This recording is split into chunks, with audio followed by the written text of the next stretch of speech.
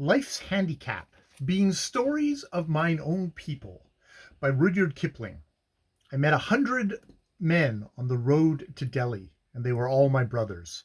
Native proverb. Macmillan and Co., London and New York, 1891.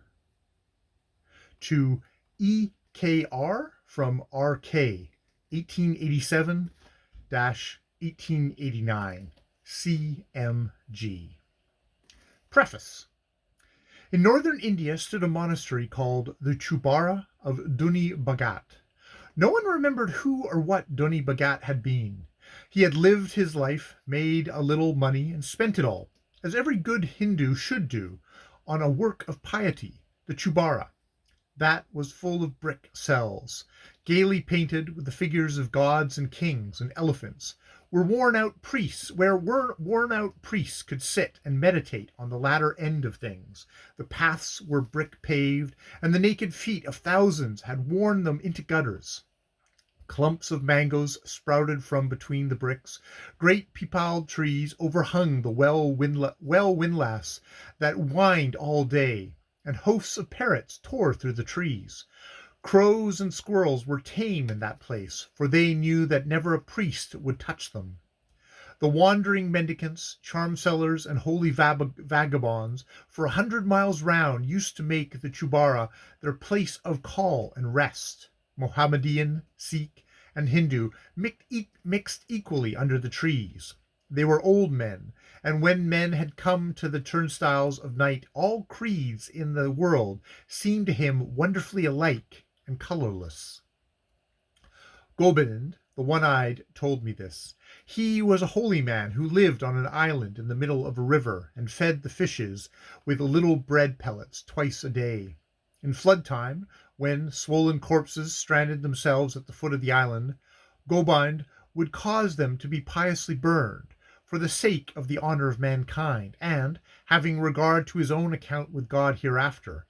But when 2/3 of the island was torn away in a spate, Gobind came across the river to Duni Bhagat's Chubara, he and his brass drinking vessel, with the well cord round the neck, his short arm-rest crutch studded with brass nails, his roll of bedding, his big pipe, his umbrella, and his tall sugar-loaf hat with the nodding peacock feathers in it. He wrapped himself up in his patched quilt made of every color and material in the world, sat down in a sunny corner of the very quiet Chubara, and, resting his arm on his short-handled crutch, waited for death. The people brought him food and little clumps of marigold flowers, and he gave his blessing in return. He was nearly blind, and his face was seamed and lined and wrinkled beyond belief, for he had lived in his time, which was before the English came within 500 miles of Duni Bhagat's Chubara. When we grew to know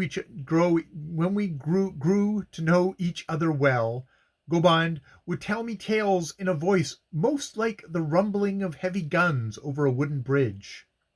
His tales were true, but not 1 in 20 could be printed in an English book, because the English do not think as natives do. They brood over matters that a native would dismiss till a fitting occasion. What they would not think twice about, a native will brood over till a fitting occasion. Then native and English stare at each other hopelessly across great gulfs of miscomprehension. "And what," said Gobind one Sunday evening, "is your honored craft, and by what manner of means earn you your daily bread?" "I am," I said, "a Karani, one who writes with a pen upon paper, not being in the service of the government." "Then what do you write?" said Gobind. "Come nearer, for I cannot see your countenance, and the light fails." "I write of all matters that lie within my understanding, and of many that do not. But chiefly I write of life and death, and men and women, and love and fate, according to the measure of my ability, telling the tale through the mouths of 1, 2, or more people. Then, by the favor of God, the tales are sold, and money accrues to me that I may keep alive." "Even so," said Gobind. "That is the work of the bizarre storyteller, but he speaks straight to men and women, and does not write anything at all. Only when the tale has aroused expectation, and calamities are about to befall the virtuous, he stops suddenly, and demands payment, ere he continues the narration. Is it so in your craft, my son? I've heard of such things when a tale is of great length, and is sold as a cucumber in small pieces. I was once a famed teller of stories when I was begging on the road between Cochin and Etra before the last pilgrimage that I ever took to Orissa. I told many tales and heard many more at the rest houses in the evening when we were merry at the end of the march. It is in my heart that grown men are but as little children in the matter of tales, and the oldest tale is the most beloved. With your people that is the truth, said I, but in regards to our people they desire new tales, and when all is written they rise up and declare that the tales were better told in such and such a manner, and doubt either the truth or in the invention thereof. But what folly is theirs, said Gobind, throwing out his knotted hand. A tale that is told is a true tale as long as the telling lasts. And of their talk upon it, you know how Bilas Khan, that was the prince of tale tellers, said to one who mocked him in the great rest house on the Jerum road, Go on, my brother, and finish that I have begun. And he who mocked took up the tale, but having neither voice nor manner for the task, came to a standstill, and the pilgrims at supper made him eat abuse and stick half that night. Nay, but with our people, money having passed, it is their right, as we should turn against the shoe seller in regards to shoes if those wore out. If ever I make a book, you shall see and judge. And the parrot said to the falling tree, Wait, brother, till I fetch a prop, said Gobind with a grim chuckle. God has given me 80 years, and it may be some over. I cannot look for more than a day granted by day, and as a favor at this tide. Be swift.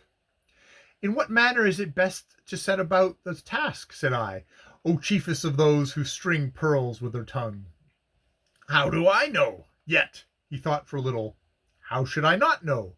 God has made very many heads, but there is only one heart in all the world among your people or my people. They are children in the matter of tales.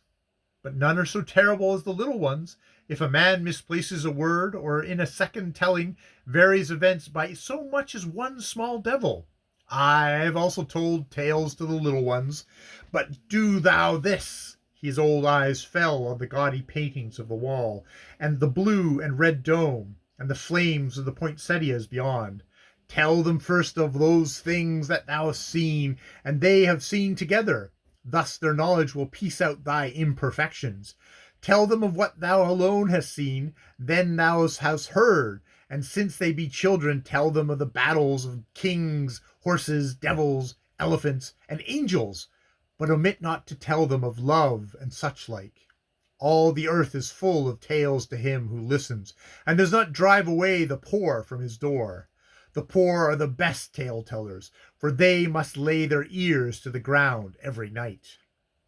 After this conversation, the idea grew in my head, and Gobind was pressing in his inquiries as to the health of the book. Later, when we had been parted for months, it happened that I was to go away and far off, and I came to bid Gobind goodbye. It is farewell between us now, for I go on a very long journey, I said. And I also, the longer one than thou. But what of the book? Said he. It will be born in due season, if it is to be ordained. I would I could see it, said the old man, huddling beneath his quilt. But that will not be. I die 3 days hence, in the night, a little before dawn. The term of my years is accomplished.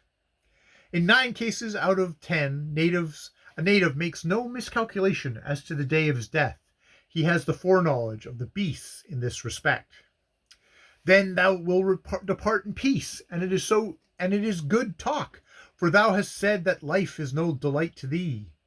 But it is a pity that our book is not born. How shall I know that there is any record of my name?